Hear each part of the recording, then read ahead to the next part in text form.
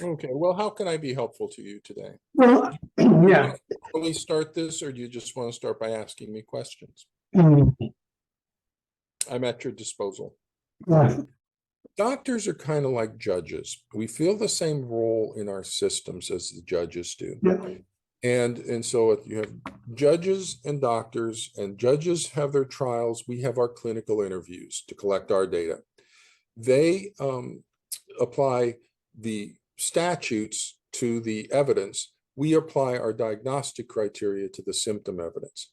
They use their precedents. We use our research to expand the structures, but then they render their verdicts. We make our diagnoses. They issue their court orders. We issue our doctor's orders.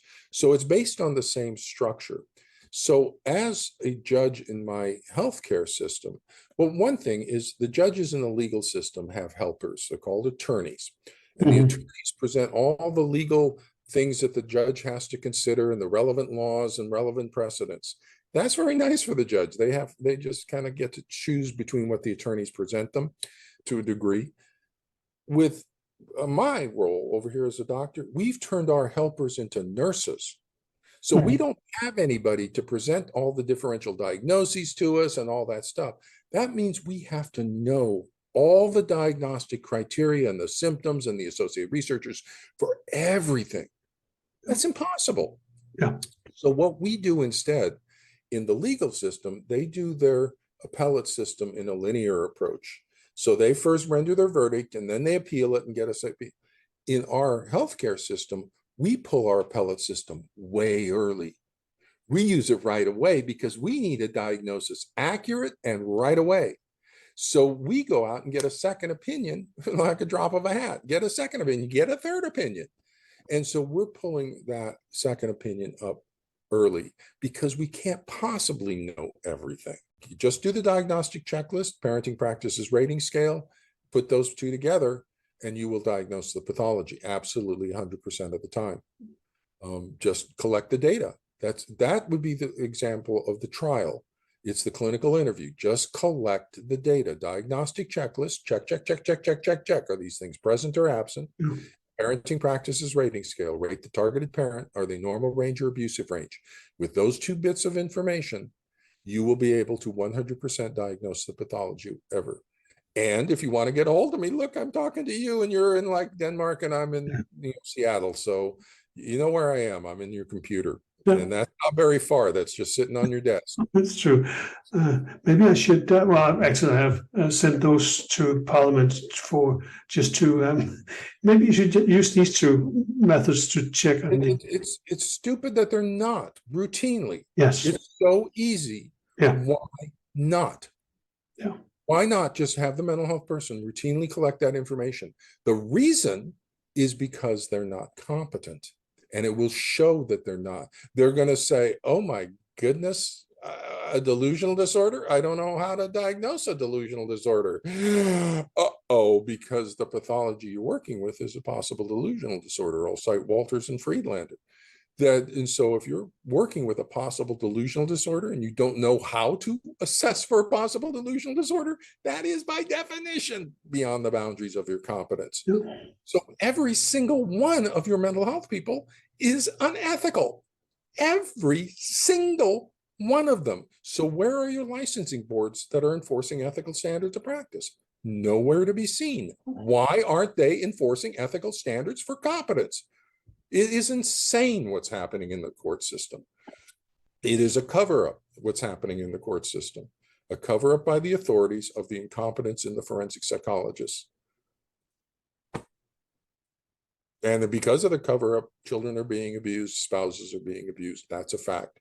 In every single case, if there is not a child protection response, somehow the child's being abused by one parent or the other. Yeah.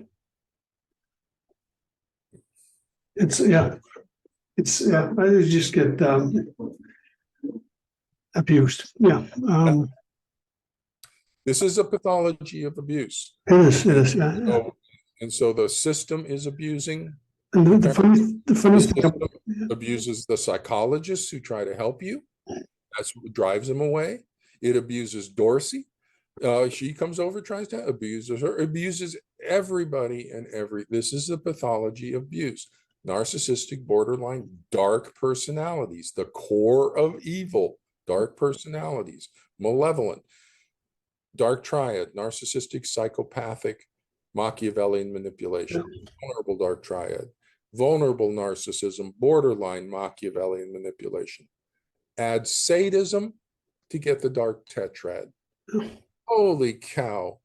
Narcissistic, psychopathic, Machiavellian manipulation, and sadistic. And that's what we have in the family courts. And it's not being identified, not being addressed.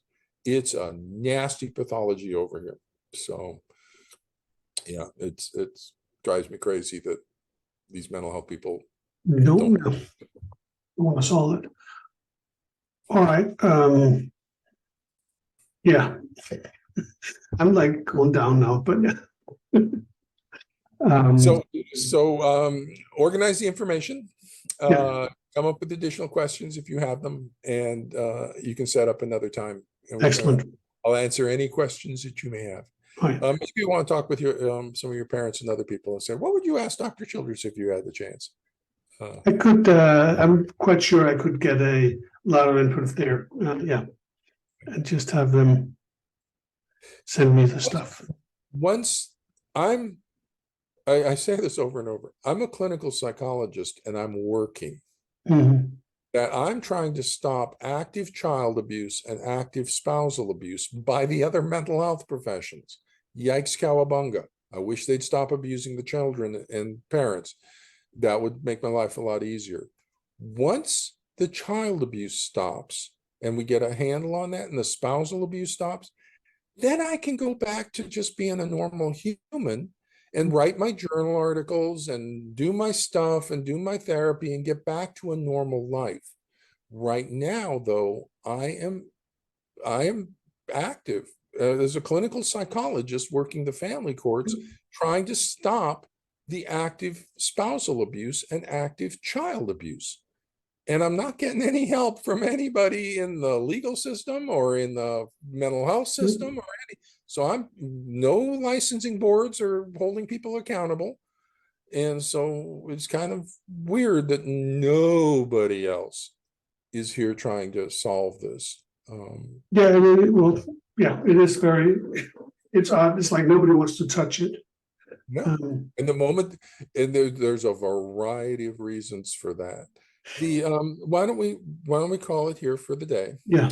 And if additional things come up to you that we can just set up another time and sit down and I can answer any additional questions that you have. I had one actually that was pretty, because just as I did with Melanie, when she presented stuff, I had parents that could then ask them her stuff. But you have an obligation as a psychiatrist, you couldn't be in the same position, being able to, because that would raise your treatment issue or whatever. Yeah, there's two obligating duties, duty of care and duty to protect. Yeah. And what we're talking about is duty of care. I have to be careful not to cross the line where I'm giving individual advice to somebody. Because when I do that, I have to make sure my advice is accurate. Holy cow.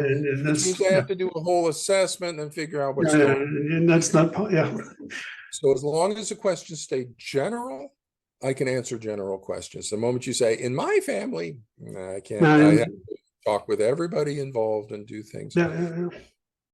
Sure, no worries.